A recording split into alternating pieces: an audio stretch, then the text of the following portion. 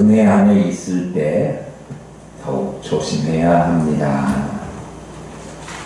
은혜 안에 있을 때 더욱 조심해야 합니다. 라고 하는 제목으로 말씀드리려고 합니다. 지난주 살펴보았던 말씀을 조금 상기시켜 드리겠습니다. 아람의 베나닷이 북이스라엘 침범하려고 매복 작전을 하지요. 그래서 왕이 지나갈 만한 곳에 매복을 시켜놓고 지나가는 왕을 죽이려고 하는 작전을 세웠습니다. 엘리사가 아람 왕이 침실에서 한 이야기조차도 다 기억하고 알고 있지요.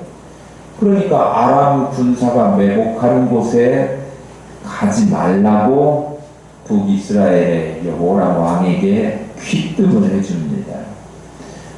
여호람이 그 말을 듣고 거기를 가지 않죠. 그러니까 자기네들이 작전을 세웠는데 그것이 매번 실패로 돌아가요.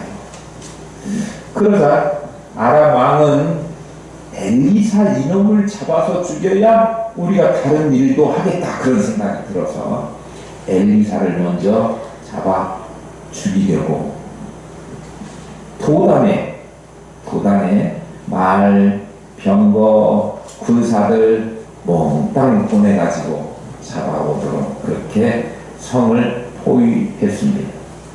도단성을 포위한 아람 군대를 발견한 엘리사의 사환이 너무 겁이 나는 거예요. 도단 그 조그마한 시골 동네를, 성을 주위를 다 무장한 군인들이 둘러싸고 있으니까 너무 겁이 났는데 엘리사가 그 사환에게 뭐라고 이야기하느냐 그러면 저 사람들이 많이 와서 다 둘러싸고 있지만 사실은 그보다 우리와 함께한 군사가 더 많다. 그러면서 그 사환의 영안을 눈을 열어 보게 해달라고 간구하니까 정말 불만과 불병거가 많이 있는 것을 보게 되었지요. 하나님께 또 엘리사가 간구하죠. 어떤 간구했을까요? 아람의 군사들, 지금 애워싸고 있는 군사들의 눈이 보이지 않도록 그렇게 간구를 하니까 그들이 그렇게 돼가지고 사마리아까지 그냥 끌려오게 되는 거죠.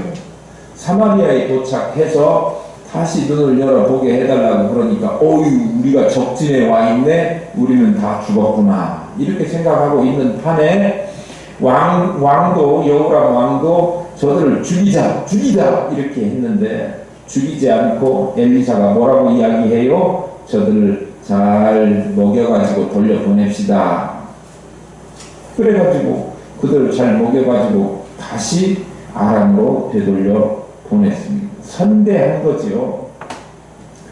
그러니까 그 일이 있은 후에 포로인데 죽이지 않고 잘 대접해서 돌려보내니까 그것 때문에 무슨 명분도 없고 그렇게 은혜를 입었는데 또다시 침범했다고 하면 사람도 아니죠. 그러니까 한동안 다시는 아람이 북이스라엘을 넘보지 않고 쳐들어오지 않았다. 23절 지난주 오후에 살펴보았던 마지막 절 말씀이 그거였어요. 그런데 오늘 말씀 우리가 함께 읽었는데 24절에 그 후에 이후에 이렇게 기록이 되어 있어요. 이후에라고 하면 그들을 선대해서 돌려보낸 이유가 되겠지요. 그 이후에 무슨 일이 있었어요? 왕 베나닷이, 아람 왕 베나닷이 온 군대를 모아서 올라와서 사마리아를 에워쌌다. 사마리아는 북이스라엘의 수도죠. 북이스라엘에 쳐들어왔다는 얘기예요. 안 쳐들어왔다고 해놓고 쳐들어왔다 이렇게 이야기 안 하니까 성경이 왜 이랬다 저랬다 하는가,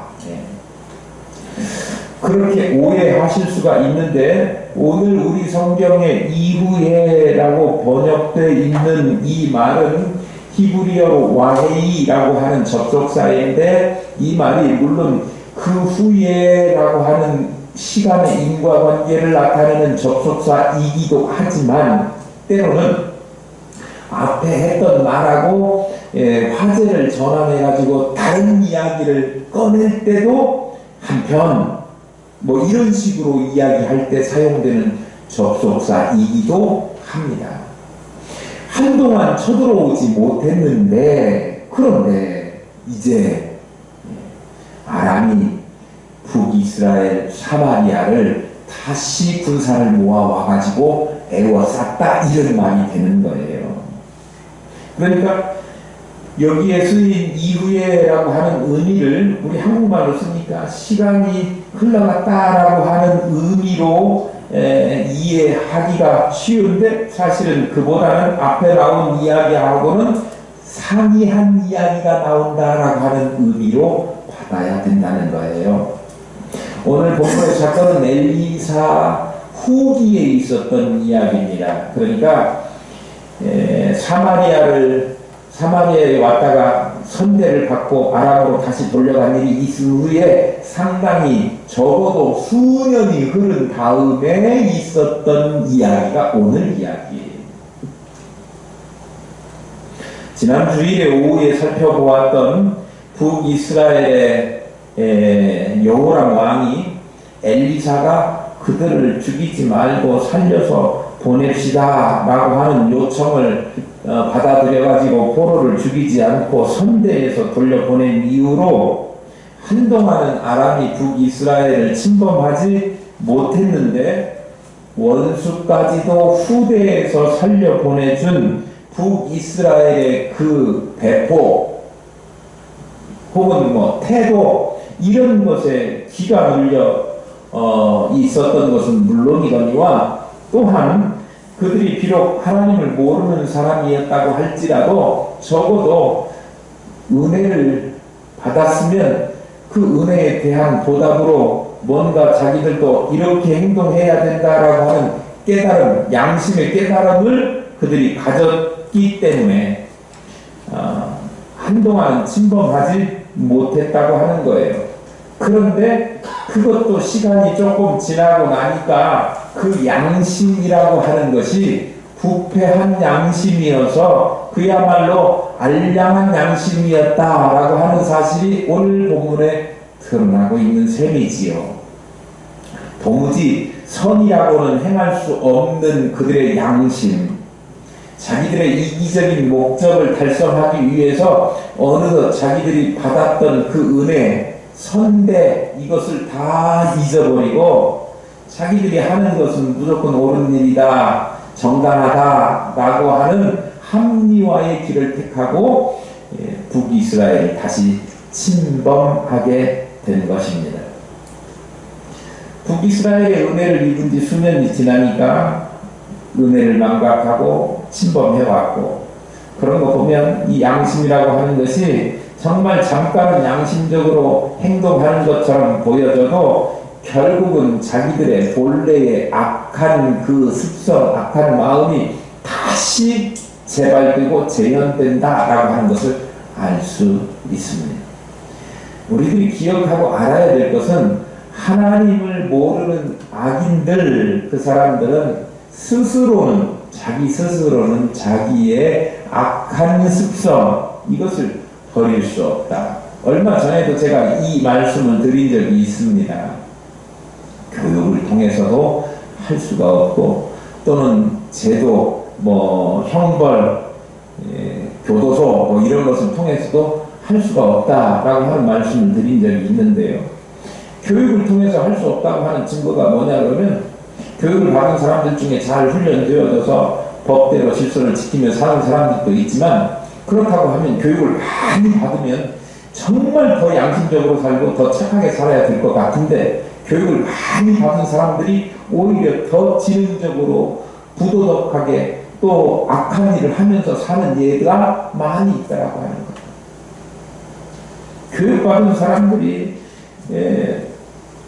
그걸 몰라서도 아닐 텐데, 검사, 변호사, 경찰들이 음주운전하기도 하고요, 성범죄를 저지르기도 하고요, 이런 일들이 있는 거 보면 교육받았다고 사람들이 다 변화돼서 착하게 되는 것은 아닌 것 같다라고 하는 증거가 되는 셈이지요.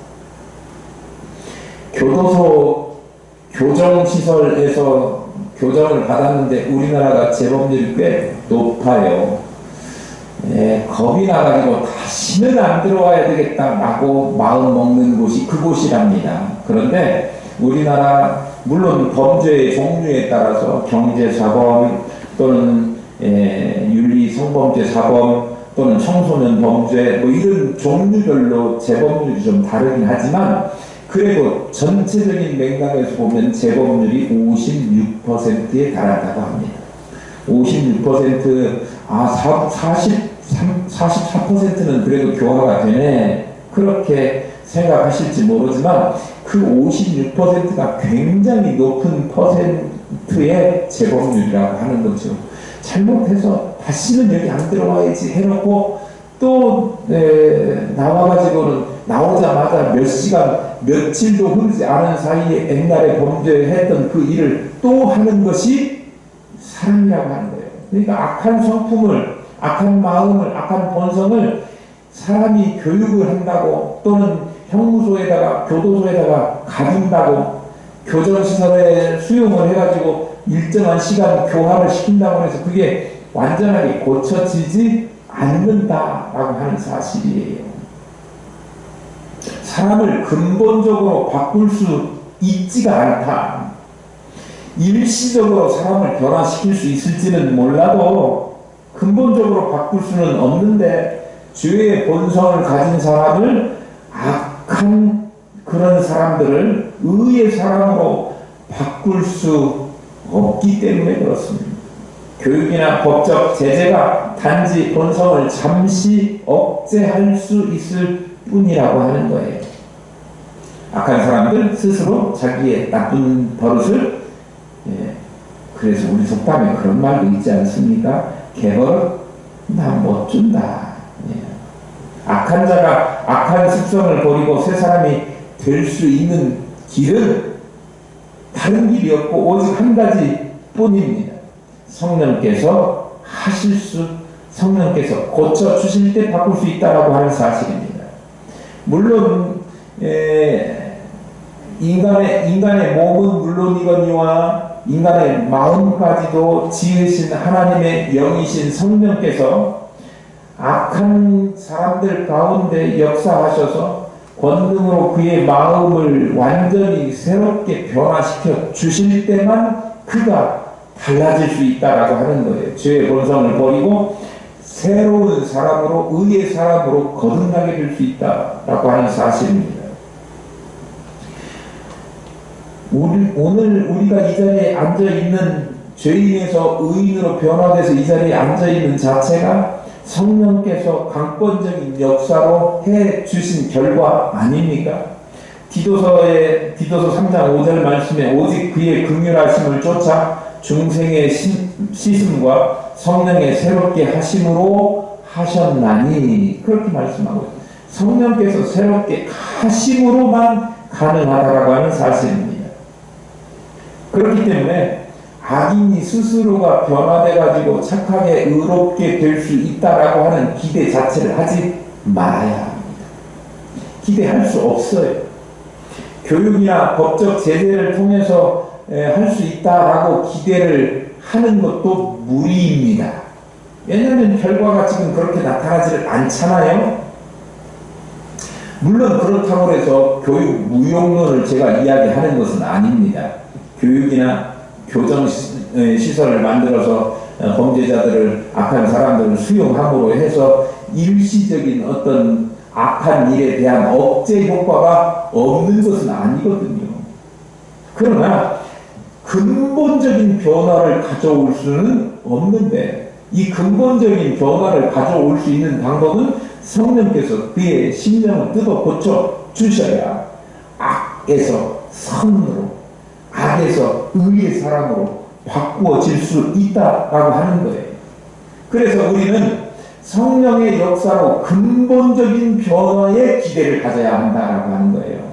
그렇다면 어떻게 해야 되는가? 성령께서 강력하게 역사하실 수 있도록 우리가 복음을 전해야 한다라고 하는 말씀입니다. 왜냐하면 복음이 전해지는 곳에는 성령의 역사가 강력하게 일어나기 때문입니다. 이 세상의 변화의 정도는 우리 성도들, 우리들이 어떻게 하느냐에 달려 있습니다. 우리가 복음을 전해서 교회가 세워지고 또 많은 사람들이 주 앞으로 돌아오면, 예수 믿는 사람들이 많아지면 이 사회가 변화될 것이지만, 우리가 복음 전파에 소홀하면 이 사회는 변화를 기대하기가 어려울 것입니다. 그렇기 때문에 복음 전파하는 일에 열심을 내서 또 이 사회를 변화시키고 그리스도의 정신으로 또 주님을 닮아가는 사람들을 키워내는 그러한 성령의 역사하심을 만들어내는 저와 여러분이 되어야 될 줄로 믿습니다. 네. 아람 사람들이 사마리아를 포위했어요. 그러니까 완전히 사마리아는 고립이 됐어요. 그래서 사마리아 성 안에 있는 사람들은 물자 공급이 안 돼가지고 먹을 것이 없어서 기근에 시달리게 됐어요. 우리가 곧 살펴보게 될 거지만 8장 1절에 보면 기근이 있을 것이다 라고 하는 엘리사의 예언이 나옵니다. 그런데 그때의 기근은 이스라엘, 북이스라엘 전역에 걸친 기근이에요.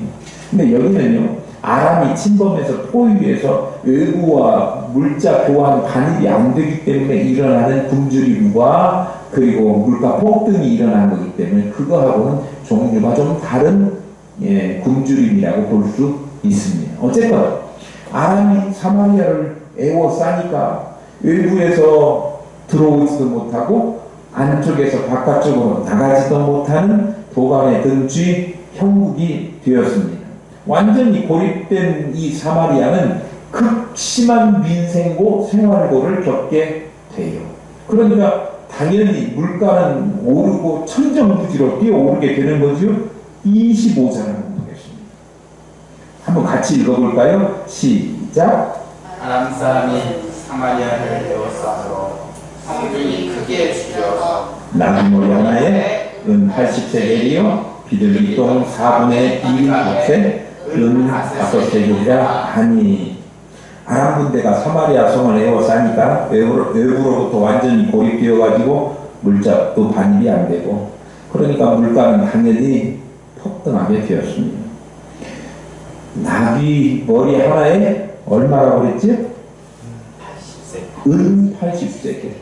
그런데 나귀 머리를 왜 샀을까요? 우리 돼지 머리 왜 사죠?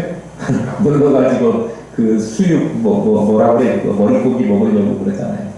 그런데 사실은 나귀 머리는요, 우리 돼지 머리처럼 먹는 게 아니에요. 왜냐하면 율법 레위기서에 보면 이 먹지 않도록 되어 있는 부정한 동물로 되어 있기 때문에 이스라엘 사람들은 안 먹는 음식, 안 먹는 고기인 거예요. 식용으로 사용되지도 않던 이 고기를 어쩔 수 없이 먹을 것이 없으니까 먹어야 되니까 서로 사먹겠다고. 이스라엘 사람들은 율법을 잘 지켜서 이런 거 안 먹어야 되는데 먹을 것이 없으니 이거라도 먹어야 되겠다. 그래서 서로 사겠다고 하는 사람들이 생기는 거죠. 그래서 그것을 은 80세겔에 팔리는 거예요. 근데 은 80세겔이 얼만큼이냐 그러면 1세겔이 은 1세겔이 학자들에 의하면 노동자가 4일을 일해서 벌을 수 있는 것이 한 1세겔인 거예요. 1세겔. 4분의 1세겔씩 일당을 받는 거죠. 4일 일해야 돼. 그러면 80세겔이면 며칠 동안 벌어야 이 못 먹는 나귀 대가리를 대가리라고 하니까 어감이 이상하네. 나귀 머리를 살 수 있을까요? 320일 일해야 나귀 머리 하나 살 수 있는 거예요. 거의 1년 동안 일해야 나귀 머리 하나 사가지고 삶아먹을 수 있다 이거죠.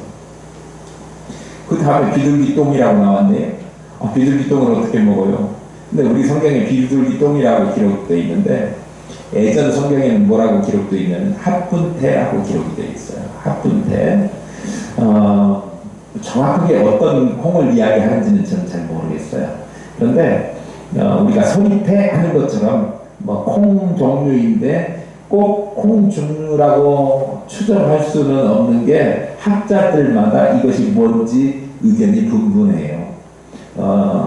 어떤 사람들은 쥐엄 열매, 쥐엄나무가 그 왕콩 크게 생긴 그런 것보다는 그렇게 크진 않은데 중간 사이즈쯤 되는데 그거 껍질이다. 쥐엄 열매 집 나간 탕자가 먹을 거 없어가지고 돼지나 먹는 그것을 까먹었다는 거 아닙니까? 그런데 그것의 껍데기 혹은 우리 NIV 영어 성경에 보니까 콩 꼬투리, 씨앗 꼬투리 뭐 이런 의미로 번역을 해놨어요.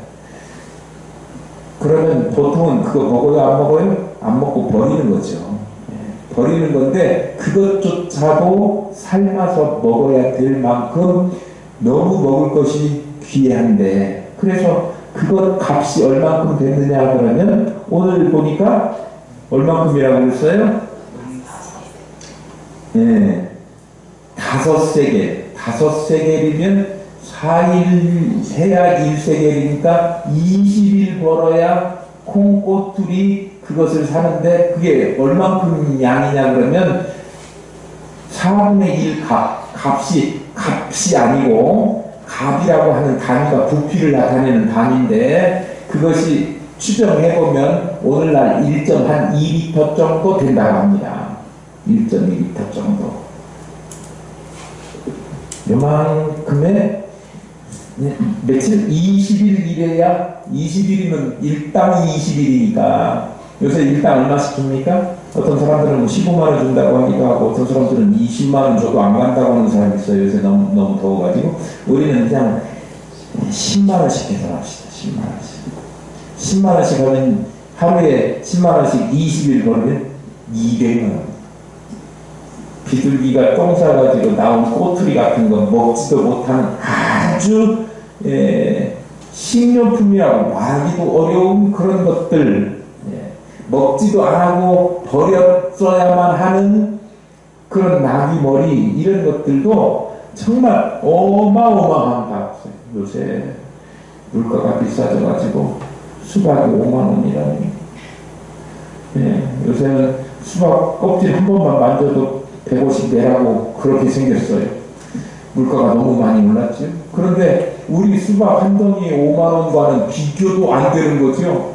수박 꼬다리만 가지고도 지금 20세겔 내라 뭐 이렇게 할 판이게 사마리아가 됐다 그런 얘기예요. 너무 경제적으로 파탄이 아니고 생존 자체가 어려워요. 그런 상황이 되니까 우리 성경 보면 이미 같이 읽었으니까 아시죠? 아들을 자기 자녀를 잡아서 삶아먹은 사건이 일어났어요. 그렇게 무가치하고 먹을 것도 아니었던 것들이 비싼 값을 주고 사야 구입할 수 있는 실정이 된 극단적인 식량난을 겪게 되니까 백성들이 너무 살기가 힘들어서 하루는 왕 지나가는 그곳에 대기하고 무릎 꿇고 있던 한 여인이 이야기하는 거예요. 도와달라고. 뭐 왕이 아무리 형편이 어려워도 뭐라고 이야기해줘야 되느냐 그러면 그래요. 같이 어려움을 잘 견뎌나가면 좋은 때가 올 겁니다. 뭐 이렇게 해야 되는데 내가 무슨 수로 어떻게 책임감 없이 무책임한 말을 합니다. 그러니까 왕 높은 지위에 있는 사람들 그러면 자기가 할 말이 있고 안 할 말이 있는데 내가 나보고 어쩌라고 이렇게 이야기하는 거예요. 그러니까 어른으로 하기가 참 어려운 것 같아요. 우리가 집에서도 엄마 아빠가 무슨 말을 자녀들에게 해야 될지 해야 될 말을 잘 해야 되고 하지 말아야 될 말을 안 해야 되는 거죠. 시어머니가 며느리에게 또 시아버지가 뭐 누구에게 해줘야 될 말이 있고 하지 말아야 될 말이 있어요. 그거 제대로 못하면 어른으로 제대로 못하는 거죠. 나라의 큰 정치인, 위대한 정치인들이라고 하면 해야 될 말, 하지 말아야 될 말을 잘 구별해서 해야 될 것 같아요. 여기 보니까 이스라엘의 왕인데 여호람이 백성들이 다 힘들어 죽겠습니다. 도와주십시오. 그랬더니 나보고 어떻게 하라고 이렇게 이야기하는 거예요. 무책임한 말이죠. 그래도 무슨 일인지 궁금했던지 무슨 일이냐 이야기해보라고 하니까 그 여인이 상상도 못할 엽기적인 약속을 했던 것을 이야기합니다. 28절 29절입니다. 또 이르되 무슨 일이냐 하니 여인이 대답하되 이 여인이 내게 이르기를 내 아들을 내놔라. 우리가 오늘 먹고 내일 내 아들을 먹자 하면 우리가 드디어 내 아들을 삶아 먹었더니 이튿날에 내가 그 여인에게 이르되 내 아들을 내놓으라 우리가 먹으리라 하나 그가 그의 아들을 숨겼나이다 하는지라. 오늘 네 아들 잡아먹고 내일은 내 아들 잡아먹고 그랬는데 그 다음날 아니 그날은 내 아들 잡아먹었는데 자기 아들은 안 내놓고 숨겨놓은 거예요. 실제로 잡아먹었다는 거예요. 얼마나 북이스라엘이 직면한 상황이 심각한 비참한 상황이었는가. 굶주린 백성이 서로 자기 자녀를 잡아먹는 것. 먹을 것이 없는 북이스라엘 그 사마리아에서 도저히 피할 수 없는 상황이었다 하더라도 어떻게 자기 자녀를 삶아서 먹고 오늘은 내 아들 먹고 내일은 네 아들 먹고 하는 이야기를 입에 올릴 수 있습니까? 사람이 할 일이 아니지요. 극한 상황이 왔다 하더라도 차라리 굶어 죽었어야죠. 안 그렇습니까? 내가 먹을 것이 없어가지고 그러면 우리 아들 둘이나 있으니까 다 하루씩 잡아먹을까요? 난 우리 집 강아지도 못 잡아먹을 것 같은데요. 이 사람이요 악하게 되니까 악한 존재라 이렇게 사람이 할 수 없는 일을 꿈꾸고 계획하고 실행에 옮기는 거예요. 짐승들도 자기 종족은 잘 안 잡아먹어요. 자기 종을 잡아먹는 짐승이 있다고 해도 자기 새끼는 안 잡아먹어요. 그런데 이것이 사마리아에서 일어난 일이 짐승만도 못하다. 이스라엘 사람들이 어떤 사람입니까? 하나님의 선민이라고 하는 자부심이 대단히 강했던 사람들 아닙니까? 그런데 이런 극단적인 엽기적인 일을 그들이 이번만 한 거 아니에요. 나중에 보면 바벨론으로 포로로 끌려갈 때 그 시대에도 있었던 일이에요. 또 그 후에 역사학자들에 의하면 AD 70년경에 예루살렘 성이 무너질 때 그때 어떤 일이 있었냐면 똑같은 일이 또 있었다라고 기록하고 있어요. 이스라엘 백성들, 선민, 하나님의 자녀라고 자처하는 사람들 사이에서 인간이 타락하면 짐승만도 못하게 된다. 아무리 스스로가 만물의 영장이라고 그렇게 한다고 할지라도 하나님을 경외하지 않으면 하나님에 떠나가면 짐승만도 못한 존재로 전락하게 된다. 여러분 하나님 섬긴다고 자처하고 있지만 하나님 떠나면 우리가 기르는 개도 자기 주인 배신하지 않습니다. 그런데 인간이 타락하면 자기가 존경하는 선생님도 자기를 낳아준 부모도 배신하고 죽이고 하는 일들이 얼마나 많이 있습니까? 악한 짐승이 되는 거예요. 짐승보다 못하게 되는 거예요. 말할 줄 안다고 조금 머리 굴려서 생각할 줄 안다고 그게 짐승보다 나은 겁니까? 그 머리 가지고 말할 수 있는 것 가지고 해서는 안 될 일 하는 그것이 짐승보다 못한 증거라고 하는 거죠.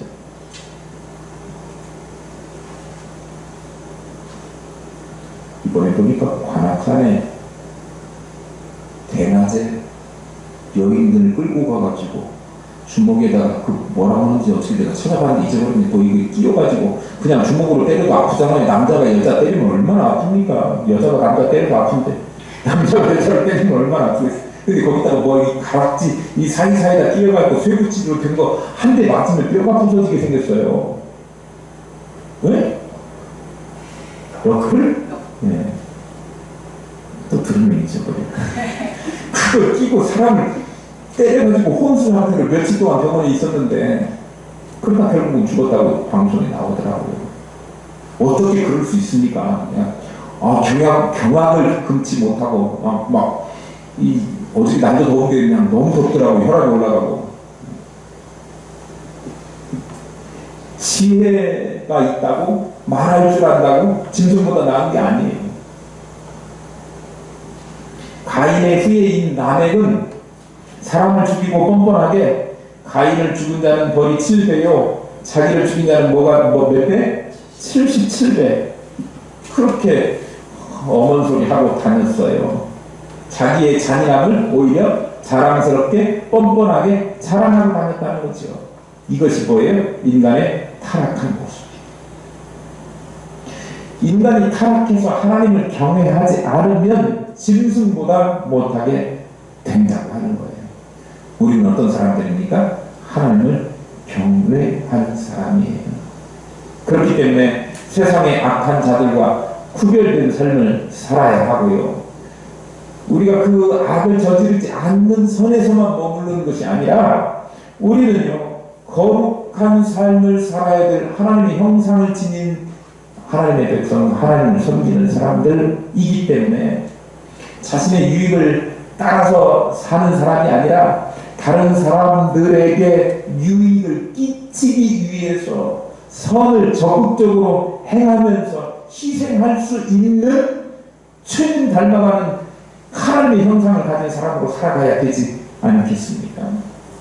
하나님의 형상으로 지음받은 인간의 참모습이 어떻구나라고 하는 것을 우리를 보면 알 수 있도록 그렇게 사시는 저와 여러분 될 수 있기를 축복합니다. 아멘. 30절 보겠습니다. 왕이 그 여인의 말을 듣고 자기 옷을 찢으니라. 그가 섬 위로 지나갈 때 백성이 본즉 그의 속살에 붉은 데를 입었더라. 자기 자녀까지 잡아먹는 엽기적인 사건을 들은 왕이 너무 충격이었겠지요. 그래서 그런 건지 자신의 옷을 찢었다. 이스라엘 사람들이 옷을 찢는 때는 어떤 때냐 그러면 하나님의 이름이 훼손되었다고 여겨질 때 옷을 찢고 슬퍼합니다. 또 하나는 큰 슬픔과 애도할 일이 생겼을 때 옷을 찢어요. 또 하나는 하나님 앞에 잘못했다고 회개할 때 자기의 겉옷을 찢습니다. 여호람이 오늘 옷을 찢은 것은 국가적인 위기 앞에서 자신이 잘못했다라고 하는 회개의 의미를 나타낸다 이렇게 볼 수 있습니다. 그런데 여호람이 진짜 회개했다 그렇게 보기는 어렵습니다. 그 이유는 제가 오후 시간에 자세하게 막간 광고였습니다. 오후에 이걸 안 들으면 그 이유를 말해주는 목사님은 아무도 없어요. 그러니까 오후 시간에 잘 들으시면 좋겠습니다. 여호람이 진정으로 회개했다 그렇게 보기 어려운데요. 왜냐하면 자기가 잘못해서 온 이스라엘에 온 이 사마리아에 온 재앙인데 그것을 누구에게 책임을 전가하느냐 그러면 엘리사에게 책임을 전가해가지고 엘리사 저놈 잡아서 죽여. 내가 저놈 안 죽이면 오늘 안 죽이면 차라리 내가 죽어. 이렇게 이야기를 하고 책임 전가를 했기 때문에 여호람 자신이 내가 잘못해서 나라를 잘못 다스려서 이와 같은 어려움이 사마리아에 찾아왔습니다라고 하는 진심 어린 회개 때문에 옷을 찢었던 것은 아니다. 속에 굵은 배옷도 입었지만 그것도 다 보여주기식 그냥 백성들 보라는 식으로 왕의 영포 이렇게 흩날릴 때 안에 있는 것들이 드러나 보이잖아요. 그때 속옷에 배옷을 입었다 회개의 의미를 담은 그런 옷 복장을 갖추었다 라고 하는 것을 백성들에게 보여주는 의도만 있지 사실 마음속으로 내가 잘못했다라고 하는 그런 것보다는 내가 잘못 하나도 없는데 저놈 엘리사 이놈이 잘못해가지고 엘리사에게 핑계를 댄 이유에 대해서 내가 좀 막 말하고 싶은데 오후 시간까지 내가 참아야 되는 것을 여러분 봐주세요. 하여튼 자기의 잘못을 인정하지 않고 전가하기에 급급했던 이 왕의 모습을 보면 진짜 여호람이 회개의 못을 찢었다라고 보기가 어렵다 그런 이야기. 그러니까 회개의 모양은 갖추었는데 회개의 진정성은 없었다 그런 말이에요. 보여주기 식으로 해서는 하나님이 감동하지도 않고 하나님이 그거를 알아주지도 않고 받아들여 주지도 않습니다. 우리 그걸 알아야 돼. 하나님께서 죄인에게 진짜 원하시는 것은 보여주기식 그리고 모양만 갖춘 회개가 아니라 정말 마음을 찢는 그런 회개를 하나님은 원하신다. 그래서 요엘서 2장 13절에 보면 너희는 옷을 찢지 말고 마음을 찢고 너희 하나님께로 돌아오라 그렇게 말씀하고 있는 거예요. 여호람은 옷만 찢는 회개를 했다. 가장 진실해야 될 자리가 무슨 자리입니까? 회개의 자리예요. 하나님 앞에서 회개의 자리. 근데 그 자리까지도 위선으로, 가장됨으로, 거짓으로 하나님을 속이려 했다고 하는 사실이에요. 그리고 그 책임을 하나님의 사람 엘리사에게 돌리려고 한 무책임한 사람이었다. 여호람은 옷만 찢었지 그 찢어진 옷을 보고 하나님께서 속으실 분이 아니시라고 하는 사실, 하나님께서 도리어 분개하시고 여호람을 향한 책망의 막대기를 트시는 거예요. 주님께서도 사람들에게만 보이기 위해서 가식적으로 가장해서 기도하고 회개하고 금식하고 이렇게 하는 것에 대해서 뭐라고 이야기하냐면 속이 메시껍다, 회칠한 무덤 같다 그렇게 이야기하시지 않습니까? 우리하고 무슨 상관이 있을까요? 우리 신앙생활하는 사람들이지 않습니까? 종교적 행위는 잘 갖추었고 그렇게 하지만 우리의 속마음 또 잘못된 악한 일로부터 우리가 단절하고 그거 하지 않아야 되겠다라고 하는 결심 그리고 그 실천 그것이 없다고 하면 보여주기 식으로만 신앙생활하는 것 하나님은 주님께서는 거부하시고 그거 받아들이시지 않으시고 오히려 회칠한 무덤이라고 책망하시면서 우리에게 심판의 막대기를 드신다 그런 말이에요. 우리도 역시 여호람의 위선을 반복하는 일 그것에 불과하다고 하는 거예요.